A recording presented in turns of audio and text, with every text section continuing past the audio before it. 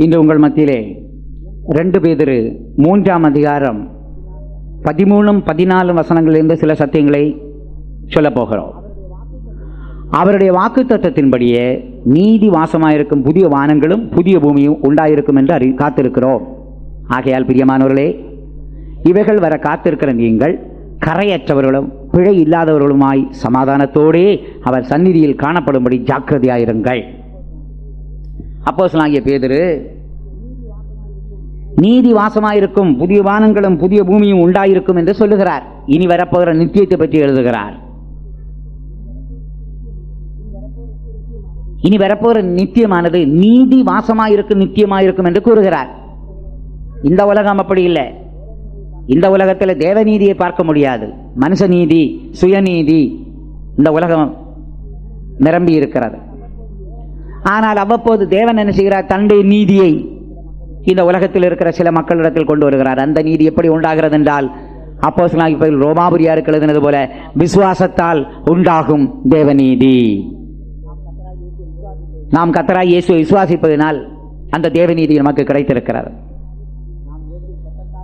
நாம் இயேசுவின் இரத்தத்தாலும் நீதிமான்களாக்கப்பட்டிருக்கிறோம். இயேசுவின் இரத்தத்தை விசுவாசிப்பதனால் நாம் நீதிமான்களாக்கப்பட்டிருக்கிறோம். தேவனுடைய வசனத்தை விசுவாசிப்பதனால் அந்த வசனத்தால் நீதிமான்களாக்கப்படுகிறோம். பரிசுத்தாவியை விசுவாசிப்பதனால் அந்த பரிசுத்தாவியினால் நாம் நீதிகரிக்கப்படுகிறோம். நமக்குள்ளே விசுவாசத்தை தேவன் தந்திருக்கிறபடியினால் அந்த விசுவாசமானது நம்மை நீதியிலிருந்து நீதிக்கு கொண்டு போய்கொண்டே இருக்கிறது. ஆகையினால் தான் பாருங்கள், வருகைக்கு போறவர்களுக்கு கர்த்தர் நீதியின் கிரீடத்தை தருகிறார்.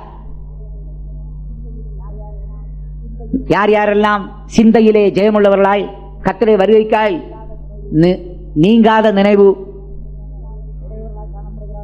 உடையவர்களாய் காணப்படுகிறார்கள், அவர்களுக்குத்தான் அந்த நீதியின் கிரீடம் தலையிலே சூடப்படுகிறது. இனிமேல் நீதி என்னும் மார்க்கவசம், இருதயத்தை பாதுகாக்க நீதி என்னும் மார்க்கவசத்தை அவர் நமக்கு தருகிறார். 3வது நீதியின் வஸ்திரம், சுத்தமும் பிரகாசமுமான மெல்லிய வஸ்திரம் தரிக்கும்படி அவளுக்கு அளிக்கப்பட்டது. அது பரிசுத்தவான்களுடைய நீதிகளே. ஆகையினால் நீதி வஸ்திரமாக வேண்டும், நீதி மார்க்கவசமாக வேண்டும், நீதி கிரீடமாய் மாற வேண்டும். இப்படி இந்த உலகத்திலே நாம் நீதி நிறைந்திருந்தால் நாம் நீதி வாசமாகி இருக்கும் புதிய வானங்கள் புதிய பூமியிலே காணப்படுவோம் என்று நாம் அறிந்திருக்கிறோம். அங்கே அவர் புதிய வானங்களும் என்று பன்மையிலே பேசியிருக்கிறார். ஆகையினால் அந்த புதிய வானங்களிலே என்ன வருகிறது? புதிய வானம், புதிய எருசலேம், சீயோன் எல்லாம் அதிலே கலந்து வருகிறது. ஆகையினால் இனி வரப்போற நித்தியம் நீதி வாசமாயிருக்கும் புதிய பூமியும், நீதி வாசமாயிருக்கும் புதிய வானமும், நீதி வாசமாயிருக்கும் புதிய எருசலேமும், நீதி வாசமாயிருக்கும் சீயோனுமாயிருக்கிறது.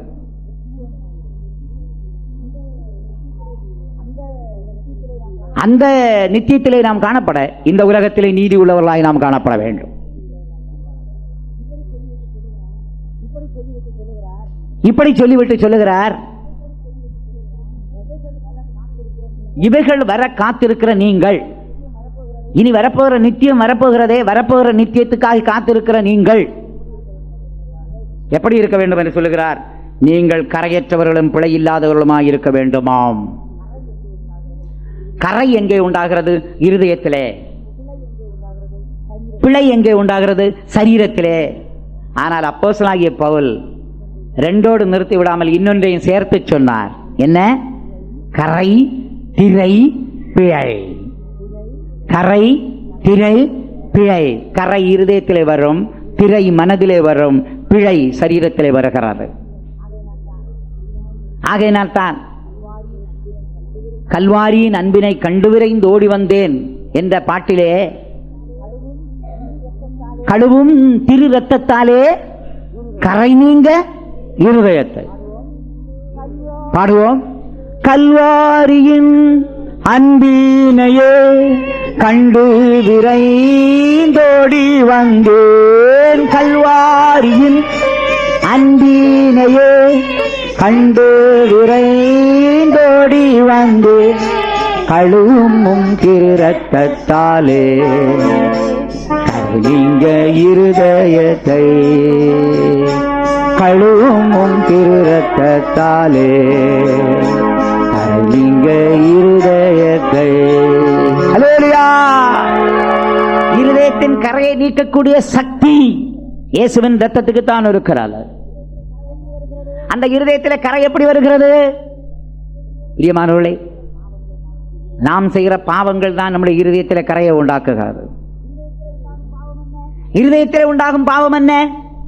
ஆசை, இச்சை, பெருமை, பொறாமை எல்லாம் இருதயத்திலே உண்டாகும் பாவம். அவிசுவாசம், அதைரியம், பயம் எல்லாம் இருதயத்திலே உண்டாகும் பாவம். இவைகள் நம் இருதயத்திலே கரையை உண்டாக்குகிறது. இந்த கரை மாறும்படி நாம் என்ன செய்ய வேண்டும்? கர்த்தராகிய இயேசுவிடத்தில் கெஞ்ச வேண்டும். இயேசுவே, உம்முடைய இரத்தத்தினால் என் கரையை நீக்கும் அப்பா என்று சொன்னால், இயேசுநாதர் நம்முடைய இருதயத்தை இரத்தத்தால் கழுவி கரையை நம்மை விட்டு நீக்கி விடுகிறார். ஹல்லேலூயா. இரண்டாவது, நான் சொன்னேனே, மனதிலே திரை வருகிறது. மனதிலே எப்படி திரை வருகிறது? மனதிலே தோன்றும் பாவங்கள், அது வீணான எண்ணமாயிருக்கலாம், பொல்லாத எண்ணமாயிருக்கலாம், மாமிச எண்ணமாயிருக்கலாம், கவலைகளாயிருக்கலாம், பாரங்களாயிருக்கலாம். நீ உன் சிந்தையிலே பாவங்களுக்கு இடம் கொடுத்தால் உன் சிந்தையானது திரையுள்ள சிந்தையாய் மாறுகிறது. ஆனால் இந்த திரையை மாற்ற தேவன் தன்னுடைய வசனத்தை அனுப்பி உன்னுடைய திரையை நீக்குகிறார். தேவனுடைய வசனத்தை நாம் கேட்கிறோமே, படிக்கிறோமே. அதை கேட்கிற படிக்கிற காரியங்களை தேவ வசனத்தை நாம் தியானிக்கும் போது மனதில் ஏற்பட்ட கவலைகள் எல்லாம் மாறி போகிறது. ஆகையினால் திரை நீங்க வேண்டுமா? தேவனுடைய வசனத்தை தியானம் பண்ணுங்கள். ஆண்டவரிடத்தில் கேளுங்க, ஆண்டவரே, உம்முடைய வசனத்தால் என்னுடைய கவலைகளை மாற்றுவாப்பா, என் மனதை பரிசுத்தமாக்க ஆண்டவரே. ஆண்டவர் உடனே பரிசுத்தமாக்கி உன் திரையை நீக்கி விடுகிறார். கரங்களை உயர்த்தி அல்லேலூயா சொல்லுவோம். மூன்றாவது, பிழை. பிழை என்று சொன்னால் பழைய பழக்க வழக்கங்கள். சில நேரத்தில் பாவங்களை விட்டாலும் பழைய பழக்க வழக்கங்கள் நம்மை விட்டு போகாமல் இருக்கிறது. இந்த பழைய பழக்க வழக்கங்கள் போக வேண்டுமானால் பரிசுத்த ஆவியானவர் தான் அந்த பிழையை நம்மை விட்டு நீக்குகிறார். ரோமாபுரியாருக்கு பவுல் என்ன எழுதுகிறார்? ரோமர் 8ஆம் அதிகாரம் 13ஆம் வசனம், மாமிசத்தின்படி பிழைத்தால் சாவீர்கள், ஆவியினாலே சரீரத்தின் செய்கைகளை அழித்தால் பிழைப்பீர்கள். ஆகையினால் பரிசுத்தாவியின் மூலம் சரீரத்தின் செய்கைகளை, மூல பாஷையிலே சரீரத்தின் பழக்க வழக்கங்கள் என்று எழுதியிருக்கிறது. ஆகையினால் சரீரத்தின் பழக்க வழக்கங்களை அழித்தால் பிழைப்பீர்கள்.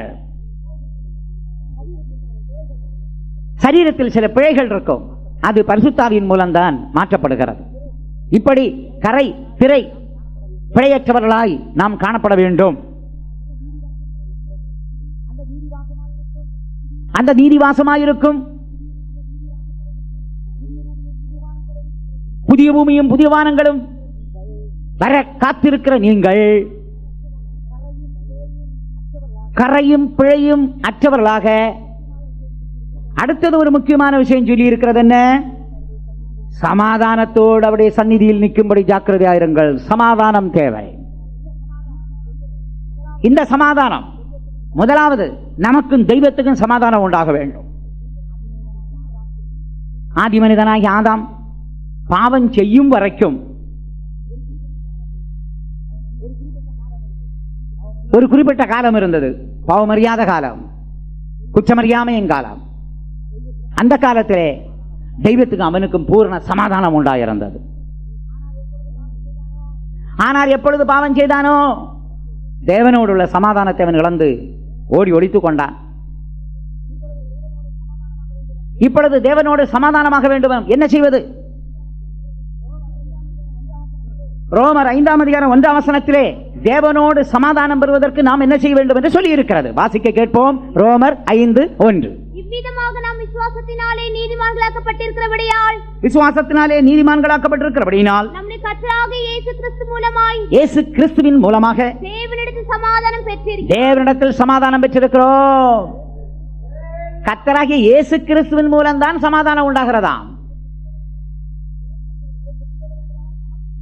அதை பெற்றுக்கொள்ள வேண்டுமானால் நமக்கு விசுவாசம் தேவையாம்.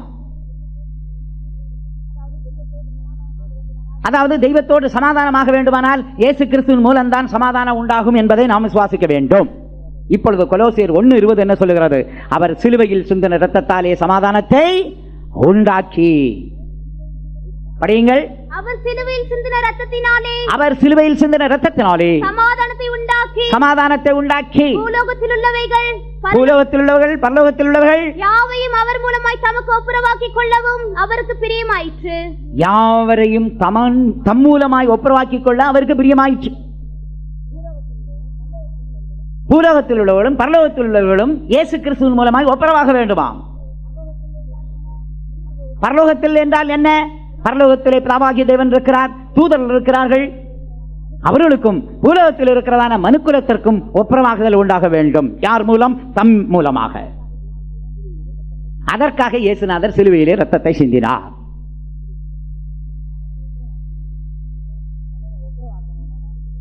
சிலரை ஒப்புரவாக்கணும்னா நாம் எவ்வளவோ நேரத்தை செலவழிக்கணும், பணத்தை செலவழிக்கணும். நாம் என்ன செய்யணும்? ஜீவனை கூட செலவழிக்க வேண்டியதா வரும். ஒரு முறை ஒரு மாமியாருக்கும் மருமகளுக்கும் சமாதானம் இல்லாமல் இருந்தது. அப்பொழுது அவர்கள் சொன்னார்கள், ஐயா, நாங்கள் ஒப்புரவாக விரும்புகிறோம், ஆனால் பட்டணத்துக்குள்ள ஒப்புரவாக நாங்கள் விரும்பல. காரணம் என்னவென்றால், நானும் சத்தமா பேசுவேன், அவளும் சத்தமா பேசுவாங்க, பார்க்கிறவங்க தப்பா யோசிப்பாங்க.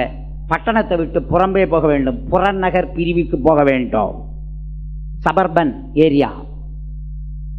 சரி என்று சம்மதித்தேன். கடைசியிலே நான் ஒரு விசுவாச வீடு எங்களுக்கு இருக்கிறது, நல்ல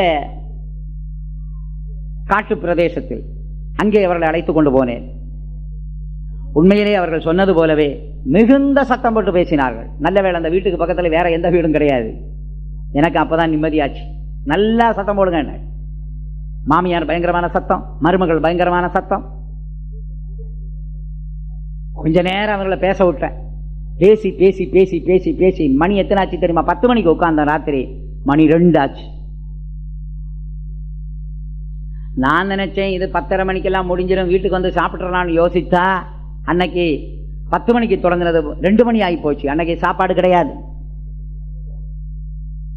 சாப்பாடு போச்சா? 2 மணி வரைக்கும் எங்களுக்கு தூக்கம் கிடையாது, தூக்கம் போச்சு. 3வது திரும்பி வர்றதுக்கு வாகனம் கிடையாது. அங்க இருந்து நடந்து வந்தோம். அப்ப நடந்து வரும்பொழுதுதான் நான் யோசிக்கிறேன், 2 பேரை ஒப்புரவாக்குறதுக்கு ஒரு சாப்பாடு போச்சு, தூக்கம் போச்சு, பயண வசதி போச்சு. இப்ப நடந்து போறமே ஆண்டவரேன்னு சொல்லி நான் வேதனைப்பட்டுட்டு வரும்பொழுதுதான் கர்த்தர் பேசினார். 2 பேரை ஒப்புரவாக்குறதுக்கு நீ இவ்வளவுதானே செலவழிச்ச, நான் முழு உலகத்தாரையும் தெய்வத்தோடு ஒப்புரவாக்கும்படி என் முழு நேரத்தையும் செலவழிக்கவில்லையா? முழு ஜீவனையும் செலவழிக்கவில்லையா? முழு ரத்தத்தை நான் சிந்தவில்லையா?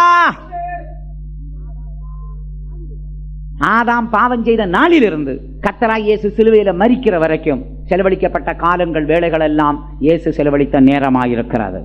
அது எத்தனை ஆண்டு காலம்? எத்தனை ஆண்டு காலம்? எத்தனை ஆண்டு காலம்? ஏறக்குறைய 6000 வருஷத்துக்கு மேல. மனிதனையும் தெய்வத்தையும் ஒப்புரவாக்க ஆதாமின் சந்ததிக்காக கர்த்தராகிய இயேசு சிலுவையிலே சிந்தின இரத்தத்தால் சமாதானத்தை உண்டாக்கினார். தன் ஜீவனையே செலவழித்தார், முழு ரத்தத்தையும் சிந்தினார். ஆகையினால் தெய்வத்தோடு நம்மை ஒப்புரவாக்க இயேசுநாதர் ஜீவனை கொடுத்தார். இதை நாம் விசுவாசிக்க வேண்டும். அப்படி விசுவாசித்தால் இயேசு கிறிஸ்துவின் மூலமாய் தேவனிடத்தில் சமாதானம் பெறுகிறோம். இன்னும் நமக்கு விசுவாசத்தை உண்டாக்கும்படி தேவன் என்ன செய்தார்? மனிதனோடு ஒப்புரவாகும்படி சில காரியங்களை செய்தார். இதை குறித்து அப்போஸ்தலனாகிய பவுல் 2 கொரிந்தியர் 5ஆம் அதிகாரம் 18, 19 வசனங்களிலே இவ்விதமாய் சொல்லுகிறார். வாசிக்க கேட்போம். இவையெல்லாம் தேவனாலே உண்டாயிருக்கிறது. அவர் இயேசு கிறிஸ்துவை கொண்டு நம்மை தம்மோடு ஒப்புரவாக்கி, இயேசு கிறிஸ்துவை கொண்டு நம்மை தம்மோடு ஒப்புரவாக்கி, ஒப்புரவாக்குதலின் ஊழியத்தை எங்களுக்கு ஒப்பு கொடுத்தார். ஒப்புரவாகுதலின் ஊழியத்தை எங்களுக்கு ஒப்பு கொடுத்தார். அடுத்தது அது என்னவெனில், அது என்னவெனில், தேவன் உலகத்தாருடைய பாவங்களை எண்ணாமல், தேவன் உலகத்தாருடைய பாவங்களை எண்ணாமல் கிறிஸ்துவுக்குள் அவர்களை தமக்கு ஒப்புரவாக்கி, கிறிஸ்துவுக்குள் அவர்களை தமக்கு ஒப்புரவாக்கி, ஒப்புரவாகுதல் உபதேசத்தை எங்களிடத்தில் ஒப்புவித்தார். ஒப்புரவாகுதலின் உபதேசத்தை ஒப்பு கொடுத்தார். ஆகையினால் ஒப்புரவாக வேண்டுமானால் ஊழியமும் தேவை, உபதேசமும் தேவை. பிதாவாகிய தேவன் முதல் மாதிரியை காண்பித்து கொடுத்தார். எப்படி ஒப்புரவாதலின் உபதேசம் உடையவர்களாக இருக்கலாம், எப்படி ஒப்புரவாதலின் ஊழியம் செய்யலாம் என்று பிதாவாகிய தேவன் முதல் மாதிரியாய் முன்மாதிரியாய் நமக்கு இதை காண்பித்து தந்திருக்கிறார். ஆதாம் பாவம் செய்துவிட்டு ஓடி ஒளித்துக் கொண்டானே, உலக நீதியின்படி என்ன சொல்லுவோம்? குற்றம் செய்தவர்கள்தான் குற்றம் செய்யாதவரிடம் மன்னிப்பு கேட்க சொல்லுவோம். அப்படித்தானே? அப்படித்தானே? அப்படித்தானே? யார் குற்றம் செய்தார்களோ அவர்கள் குற்றம் செய்யாதவரிடத்தில் மன்னிப்பு கேட்க சொல்லுவோம். யார் சிறியவர்களோ அவர்கள் பெரியவரிடம் மன்னிப்பு கேட்க சொல்லுவோம். ஆனால் இங்கே ஆதாம் மன்னிப்பு கேட்க மாட்டேன் என்கிறான். தேவனை தேடி வராமல் இருக்கிறான். தேவன் பார்த்தார், கொஞ்ச காலம் பார்த்தார், கொஞ்ச நேரம் பார்த்தார். அவன் வருவானா, தான் செய்த தவறை குறித்து மன்னிப்பு கேட்பானா, ஒப்புரவாக முந்திக் கொள்வானா என்று பார்த்தார். அவன் வரவே இல்லை. அப்பொழுது தேவன் தீர்மானித்தார், ஒப்புரவாக வேண்டும். இங்கே ஒப்புரவாகுதலின் பிரமாணம் என்ன? தேவன் உலகத்தாருடைய பாவத்தை எண்ணாமல். எல்லாரும் சொல்லுங்க, தேவன் உலகத்தாருடைய பாவங்களை எண்ணாமல். அப்ப தேவன் என்ன செய்தார்? ஆதாமின் பாவத்தை எண்ணினால் அவனோடு ஒப்புரவாக முடியாது. ஆகையினால் அவனுடைய பாவத்தை எண்ணவில்லை. இதுபோல நாமும் மற்றவர்களோடு ஒப்புரவாக வேண்டுமானால் அவர்கள் செய்த தவறுகளை நாம் எண்ணிக்கொண்டிருந்தால் ஒப்புரவாக முடியாது. அவர்கள் செய்த தவறுகளை நாம் எண்ணக்கூடாது. எண்ணாமல் தேவன் ஆதாமோடு ஒப்புரவாகும்படி விரும்பினார். ஒப்புரவாகும்படி முதலாவது அவர் என்ன செய்கிறார் தெரியுமா? ஒப்புரவாகுதலின் ஊழியத்தை செய்கிறார். பிறகு ஒப்புரவாகுதலின் உபதேசத்தை சொன்னார்.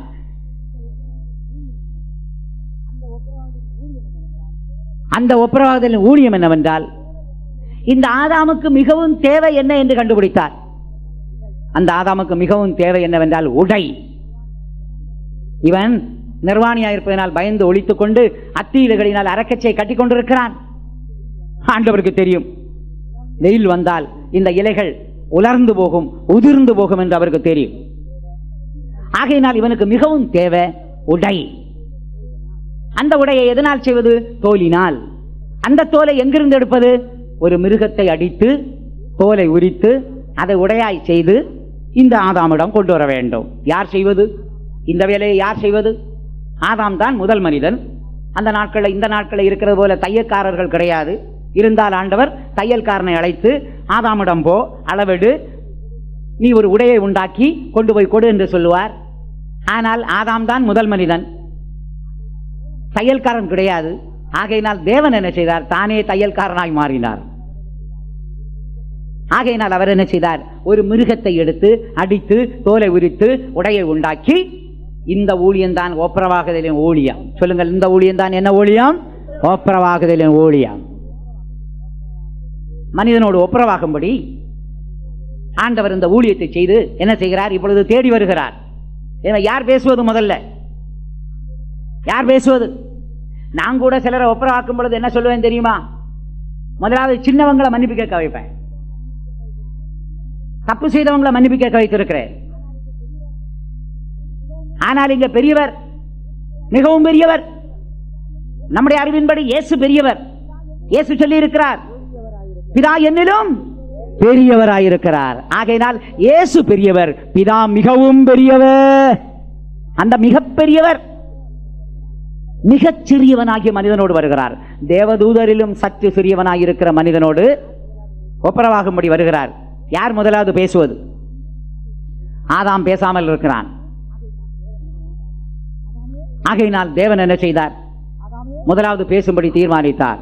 ஆதாமே, ஆதாமே, நீ எங்கே இருக்கிறாய்? ஒப்புரவாகுதலின் ஊழியத்தை செய்ததும் தேவன் தான். ஒப்புரவாகுதலின் உபதேசத்தை கொடுத்ததும் தேவன் தான். ஆகையினால் பிரியமானோடே, தேவன் உலகத்தாருடைய பாவத்தை எண்ணாமல், ஆதாமின் பாவத்தை எண்ணாமல், ஆதாமின் சந்ததியின் பாவத்தை எண்ணாமல் இருக்கிறபடியினால் தான் இயேசு கிறிஸ்துவின் மூலமாய் நாம் இப்பொழுது பரலோகத்தில் உள்ளவைகளும் பூலோகத்தில் உள்ளவைகளும் கிறிஸ்துவின் மூலமாய் ஒப்புரவாக்கப்படுகிறது. இனிமேல் அங்கே அடிபட்டதே ஒரு மிருகம். அந்த மிருகம் யார்? அந்த மிருகம் யார்? அந்த மிருகம் தான் நம்முடைய கர்த்தராகிய இயேசு கிறிஸ்து. அதனால தான் இயேசுவை பற்றி வேதம் சொல்லுகிறது, உலக தோற்றத்துக்கு முன்னே குறிக்கப்பட்ட ஆட்டுக்குட்டி, உலக தோற்றத்துக்கு முன்னே அடிக்கப்பட்ட ஆட்டுக்குட்டி.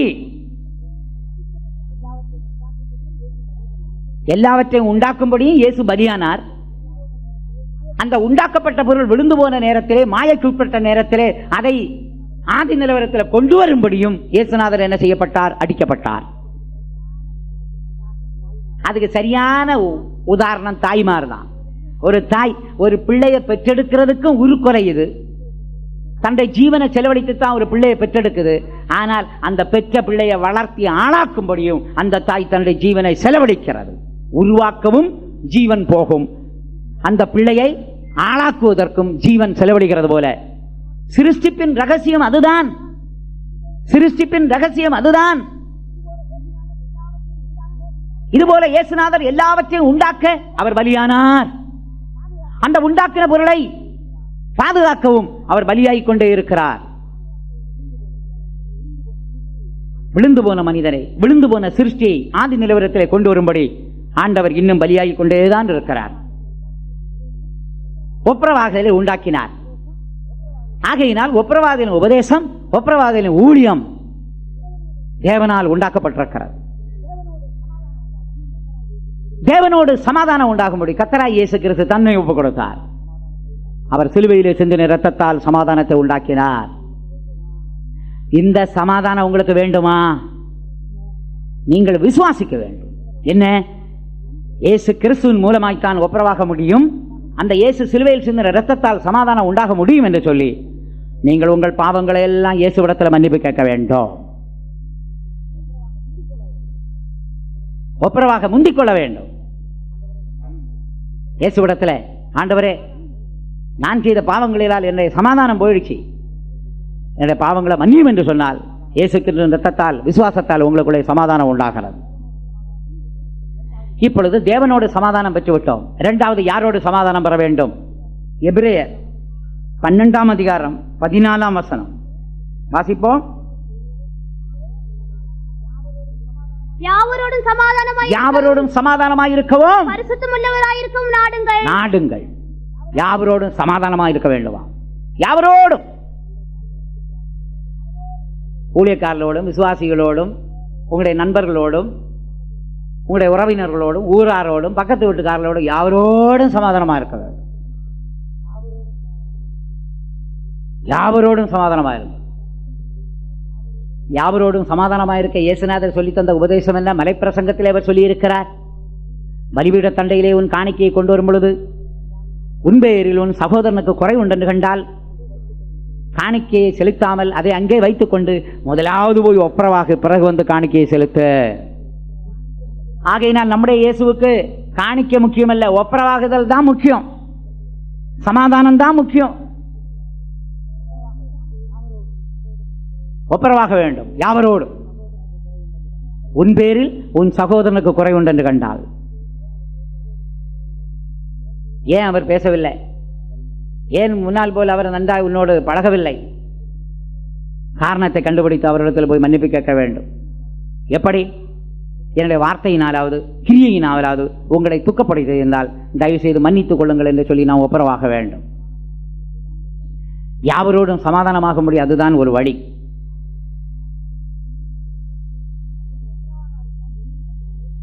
அப்படி ஒப்புரவாகாவிட்டால் என்ன நடக்கும் என்று மத்தேயு 5ஆம் அதிகாரத்திலே இயேசுநாதர் சொல்லியிருக்கிறார். என்ன சொல்லுகிறார்? படியுங்கள். உன் பேரில் உன் சகோதரனுக்கு குறை உண்டென்று கண்டால் நீ போய் ஒப்புரவாகு, பின்பு வந்து காணிக்கையை செலுத்து. அப்படி செலுத்தாவிட்டால் எதிராளி உன்னை நியாயாதிபதியில் ஒப்புக்கொடாமலும், எதிராளி உன்னை நியாயாதிபதியிடத்தில் ஒப்புக்கொடாமலும், நியாயாதிபதி உன்னை சேவகரிடத்தில் ஒப்புக்கொடாமலும், நியாயாதிபதி உன்னை சேவகரிடத்தில் ஒப்புக்கொடாமலும், நீ சிறைச்சாலையில் வைக்கப்படாமலும் இருக்கும்படியாக, நீ சிறைச்சாலையில் வைக்கப்படாமல் இருக்கும்படியாக, நீ உன் எதிராளியோடு வழியில் இருக்கும்போது சீக்கிரமாய் அவனோடு நல்மனம், நீ உன் வழியில் எதிராளியோடு வழியில் இருக்கும் போதே சீக்கிரமாய் அவனோடு நல்மனம் பொருந்து. எதிராளி என்ன செய்வான்? உன்னை நியாயாதிபதி இடத்தில் ஒப்புக் கொடுப்பான். நியாயாதிபதி உன்னை யாரிடத்தில் ஒப்புக் கொடுப்பார்? சேவகனிடத்தில்.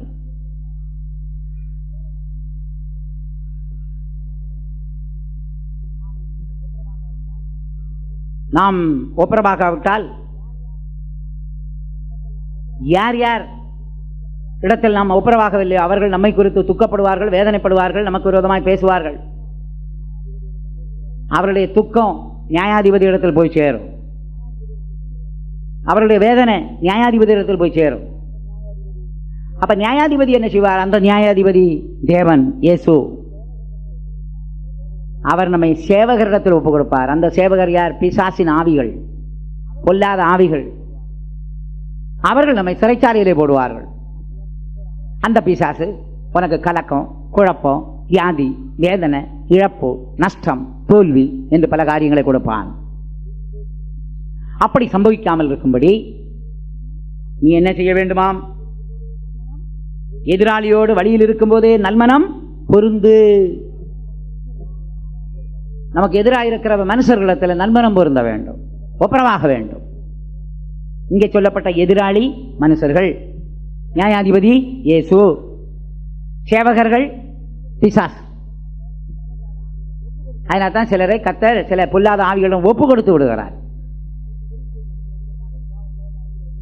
கொரிந்தியர்ல சிலர் பொல்லாத சுபாவம் உள்ளவர்களாக இருந்தபடியினால் பவுலும் கூட அந்த கொரிந்தியர்களை சாத்தானின் கையில் ஒப்பு கொடுத்துள்ளார். இது சம்பவிக்காமல் இருக்கும்படி ஒப்புரவாக சொல்கிறார். யாவரோடும் சமாதானமாயிருங்கள். இனிமேல் மூணாவது ரோமர் 14:17. நமக்குள்ளே சமாதானம் தேவை. படியுங்கள்.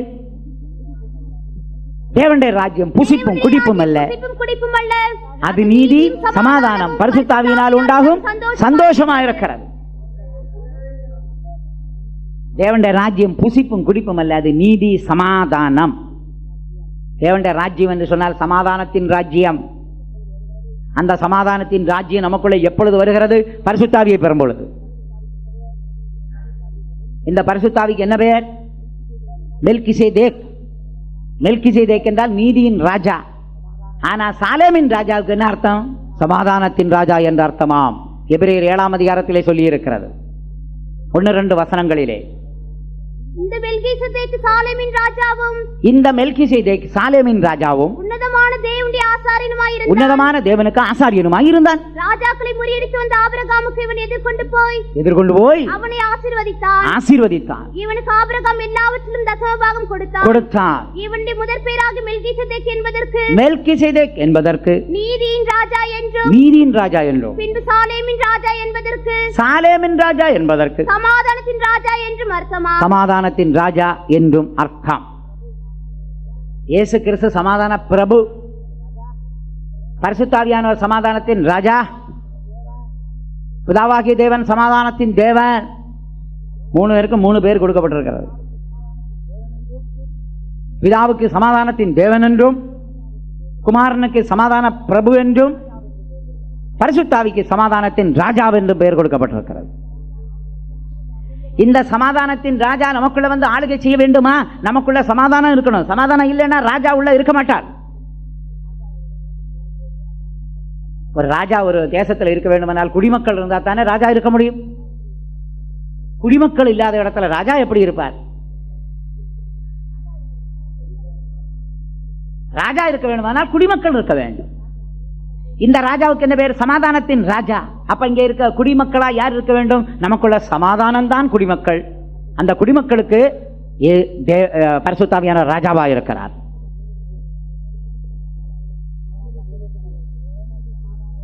அதனால தான் வேதம் சொல்லுகிறது, தேவ சமாதானம் உங்களை ஆளுகை செய்ய கடவுள்.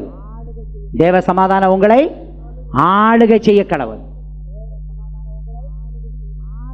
தேவ சமாதானம் உங்களை ஆளுகை செய்ய கடவுள்.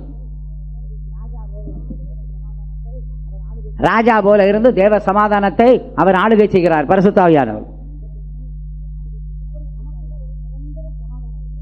இப்படி நமக்குள்ள ஒரு நிரந்தர சமாதானம் இருக்க வேண்டும். இந்த சமாதானம் எப்பொழுது நஷ்டப்படுகிறது? இந்த பரிசுத்த ஆவியானவரை எதிர்த்து பாருங்கள், பரிசுத்த ஆவிக்கு கீழ்ப்படியாமல் காட்டி பாருங்கள், பரிசுத்த ஆவியை துக்கப்படுத்தி பாருங்கள், உடனே என்ன செய்யும்? இருதயத்தில் சமாதானம் போய்விடுகிறது. ஆவியானவர் ஜெபிக்க சொல்லும் பொழுது ஜெபிக்காமல் இருந்து பாருங்கள், உடனே சமாதானம் போய்விடுகிறது. ஆவியானவர் வேதம் வாசிக்க சொன்னால் உடனே வாசியுங்கள், வாசிக்காவிட்டால் சமாதானம் போய்விடும். ஆவியானவர் சபைக்கு வர சொல்லும் பொழுது உடனே வாருங்கள், இல்லாவிட்டால் சமாதானம் போய்விடும். ஒரு நாள் நான் இங்கே இருந்து கொண்டிருக்கும் பொழுது எனக்கு சமாதானம் இல்லாமல் போனது. ஆவியானவர்கிட்ட கேட்டேன், ஆண்டவரே ஏன் எனக்கு சமாதானம் இல்லை, ஏன் எனக்கு சமாதானம் இல்லை? அப்போ ஆவியானவர் சொன்னார், நீ உடனே அடையாருக்கு போய் என் பிலிப்பை பார் என்று சொன்னார். நான் உடனே புறப்பட்டு அங்கே போனேன். பாஸ்டர் பிலிப் போன உடனே கேட்குறாரு, எப்படி இங்கே வந்த? நான் சொன்னேன், எனக்கு சமாதானம் இல்லாமல் இருந்தது, ஆவியானவர் வர சொன்னார். நான் உன்னை காலையிலேருந்தே நினைச்சிட்டே இருக்கேன், பெஞ்சமினை வர வைக்கணுமே. அப்போ போனும் வேலை செய்யல. யாருக்கு சொல்றது, எப்படி வர வைக்கிறது? அவன் வரணும் வரணும் வரணும்னு நான் நினைச்சிட்டே இருக்கேனப்பா. நான் சொன்னேன், கர்த்தர் என்னோட பேசி கொண்டு வந்தார். பாருங்க, சில நேரத்தில் நமக்கு சமாதானம் இழந்து போகும். உடனே ஆவியானவர்கிட்ட கேளுங்க, ஆண்டவரே நான் என்ன செய்யணும்? ஜெபிக்கணுமா, வேதம் வாசிக்கணுமா, ஏதாவது ஆட்களை சந்திக்க போகணுமா, நான் என்ன பண்ண வேண்டும்? நீங்க செய்ய வேண்டியதை செய்தால் உங்களுக்கு பூர்ண சமாதானம் உண்டாகும். தேவ சித்தம் இல்லாத பயணங்களை செய்து பாருங்கள், உங்களுக்கு சமாதானம் இருக்காது. தேவ சித்தம் இல்லாத வீடுகளுக்கு போங்க, சமாதானம் இருக்காது. தேவ சித்தம் இல்லாத காரியங்களை செய்து பாருங்க, சமாதானம் இருக்காது. அதற்குத்தான் பரிசுத்த ஆவியானவராகிய சமாதானத்தின் ராஜா நமக்குள்ளே வீற்றிருக்கிறார். ஏன்? நமக்கு நிரந்தரமான சமாதானத்தை தரும்படி, நித்தியமான சமாதானத்தை தரும்படி. ஆகையினால் தான் இயேசு சொன்னார், என்றென்றுமாய் உங்களோடு வாசம் பண்ணக்கூடிய ஒரு தேற்றவாளனை நான் அனுப்புவேன். நிரந்தர சமாதானம், நித்திய சமாதானம் யார் தர முடியும்? உலகத்தால முடியாது, மனிதனால் முடியாது, பணத்தால் முடியாது. பிரியமானவர்களே, பரிசுத்த ஆவியானவர் நமக்கு தருகிறார். அதனால இந்த 3 முக்கியமான சமாதானத்தை மறந்துடாதீங்க. ஒன்று, தெய்வத்தோடு சமாதானமா இருக்க வேண்டும். இரண்டாவது, யாவரோடு சமாதானமா இருக்க வேண்டும். மூன்றாவது, நமக்குள்ளே சமாதான உடையவர்களா இருக்க வேண்டும். அப்படியானால் நாம் ஒரு நாள் இயேசு வரும்பொழுது கூட சமாதானத்தோடு அவருடைய சன்னதியில் போய் நிற்போம். இந்த 3 பேர்கிட்ட சமாதானம் உள்ளவங்க தான் கர்த்தருடைய சமூகத்திலே சந்நிதியிலே சமாதானமாய் போய் நிற்பார்கள். அதனால ஆண்டவர் இந்த நாட்களில் கேட்பார், தெய்வத்தோடு சமாதானமா இருக்கிறாயா? யாவரோடும் சமாதானமா இருக்கிறாயா? நிரந்தரமான சமாதானம் உனக்குள்ளே இருக்கிறதா என்று ஆண்டவர் கேட்டுக்கொண்டே இருப்பார். இப்படி சமாதானத்தோடு அவருடைய சந்நிதியில் நிற்கும்படி ஜாக்கிரதையாயிருங்கள் என்று சொல்லுகிறார். பிரியமானவர்களே, நீதி வாசமாயிருக்கும் அந்த புதிய பூமியும் புதிய வானங்களும் உண்டாக காத்திருக்கிறோம். ஆனால் நமக்குள்ள இருக்கிற கரை, திரை, பிழை நீக்கப்பட்டு சமாதானத்தோடு தேவ சந்நிதியில் போய் நிற்க கர்த்தர் இந்த நாட்களில் நமக்கு தேவையான எல்லாவற்றையும் தந்து கொண்டே இருக்கிறார். அவருடைய இரத்தம் நமக்கு சமாதானத்தை தருகிறது. அந்த இரத்தம் இயேசுவின் இரத்தத்தால் கழுவப்பட்டால் எவ்வளவு சமாதானம். இரண்டாவது, தீர்க்கதரிசன புத்தகத்திலே சொல்லி இருக்கிறது, சமாதான நதியை போல பாயும். சமாதான நதியை போல பாயும். யாருக்கு? தேவனுடைய கற்பனைகளை யார் கேட்கிறார்களோ, கை கொள்ளுகிறார்களோ அவர்களுக்கு தான் சமாதான நதியை போல பாயுமா. ஆகையினால் இரத்தத்தால் சமாதானம் நமக்கு தருவது மட்டுமல்ல, அவருடைய வசனமும் கூட நமக்கு சமாதானத்தை தந்து கொண்டே இருக்கிறது. சில நேரத்தில் சமாதானம் இல்லாமல் இருக்கும், ஆனால் தேவனுடைய வசனங்களை வாசித்தால் எவ்வளவு சமாதானமாக இருக்கிறது. சமாதானத்தை உண்டாக்கும் வசனங்கள். பரிசுத்த ஆவியானவர் நமக்கு சமாதானம் தருகிறார். கர்த்தராகிய இயேசு இந்த உலகத்தில் இருக்கும் பொழுது கலங்கி கொண்டு அந்த மக்களை சந்திக்கும் பொழுதெல்லாம் என்ன சொன்னார்? உங்களுக்கு என்ன உண்டாவதாக? சமாதானம். உங்களுக்கு என்ன உண்டாவதாக? சமாதானம். முக்கியமான ஒரு கட்டம். இயேசுநாதரை சிலுவையில் அறைந்து விட்டார்கள். சீசர்கள் எல்லாரும் பயந்து நடுங்கி கதவு ஜன்னலை எல்லாம் பூட்டிக் கொண்டிருக்கிறார்கள். அவளுக்குள்ள ஒரு கலக்கம் என்னவென்றால், அடுத்தது யாரை சிலுவையில் அறைவார்கள், யாரை கொல்லுவார்கள் என்று தெரியவில்லை. தலைவருக்கே இந்த நிலை என்றால் தொண்டர்களாகிய எங்களுக்கு என்ன நடக்கும்? தலைவர் போய்விட்டார், நாங்கள் இருக்கிறோம், எங்களுக்கு என்ன நடக்கப் போகிறது என்று பயந்து கதவு ஜன்னல் எல்லாம் பூட்டிக் கொண்டு இருந்தார்கள். அந்த நேரத்தில் உயிர்த்தெழுந்த இயேசு அவர்கள் மத்தியில் போய் சொன்ன வார்த்தை என்ன தெரியுமா? உங்களுக்கு சமாதானம் உண்டாவதாக, உங்களுக்கு சமாதானம் உண்டாவதாக. இதுபோல உங்கள் வாழ்க்கையில கலங்கி தவித்து என்ன நடக்குமோ என்று நீங்கள் திணறிக் கொண்டிருக்கும் பொழுது ஒருவர் உங்களுக்கு தோன்றுவார். அவர்தான் சமாதான பிரபு. இயேசுவுக்கு என்ன பேர்? சமாதான பிரபு. அவர் வந்து உங்களை பார்த்து சொல்லுவார், உங்களுக்கு சமாதானம் உண்டாவதாக. இந்த இயேசுநாதர் சீசர்களை பார்த்து சொன்னார், நீங்கள் ஒரு வீட்டுக்கு பிரவேசிக்கும் பொழுது அந்த வீட்டுக்கு என்ன உண்டாவதாக என்று சொல்ல வேண்டும்? சமாதானம் உண்டாவதாக. ஆகையினால் பிரியமானவர்களே, கர்த்தராகிய இயேசு வந்தாலும் இயேசுவின் ஊழியக்காரர்கள் வந்தாலும் உங்கள் வீட்டுக்கு என்ன உண்டாவதாக? சமாதானம் உண்டாவதாக. அதனால சகையோடு இயேசு அவன் வீட்டுக்கு போனது போல நிச்சயமாக உங்களோடு கூட இயேசு வருவார். இவருக்கு இம்மானுவேல் என்று பெயர். சொல்லுங்க, இயேசுக்கு என்ன பெயர்? இம்மானுவேல். இம்மானுவேல் என்றார் தேவன் நம்மோடு இருக்கிறார். கூட்டம் முடிஞ்சவனா எல்லாரும் இயேசுநாதரை கூட்டிட்டு போங்க. யாரை கூட்டிட்டு போங்க? இயேசுநாதரை கூட்டிட்டு போங்க. எங்க கூட்டிட்டு போறீங்க? செவ்வாப்பேட்டைக்கா, பெருமாள்பேட்டுக்கா, கிளாம்பாக்கத்துக்கா, கௌடிபுரத்துக்கா, ஆவடிக்கா, திண்ணனூருக்கா, அண்ணனூருக்கா, என்ன நகர்? கக்கஞ்சி நகர்னா, காமராஜ் நகரா, கலைஞர் நகரா, அண்ணா நகரா, என்ன நகரானாலும் இயேசுநாதரை கூட்டிட்டு போங்க. இயேசு வருவார். உங்க வீட்டுக்கு வந்த உடனே என்ன சொல்லுவார் தெரியுமா? உங்கள் வீட்டுக்கு என்ன உண்டாவதாக? சமாதானம் உண்டாவதாக. உடனே வீட்டுக்குள்ள சமாதானம் உண்டாகும். சில தாறுமாறின் ஆவிகள் குடும்பங்களை பிரிக்குது. புருஷன் மனைவிக்குள்ள தகராறு, பெற்றோருக்கும் பிள்ளைக்குள்ளும் பிரிவினை. ஆனால் இதற்கு காரணம் அந்த தாறுமாறின் ஆவி. கர்த்தராகிய இயேசு வருவாரானால் அந்த தாறுமாறின் ஆவி ஓடிப்போ. இயேசு உங்கள் வீட்டுக்கு வருவாரானால் உங்கள் வீட்டுக்கு என்ன உண்டாகும்? சமாதானம். சொல்லுங்கள், என்ன உண்டாகும்? சமாதானம். ஹல்லேலூயா.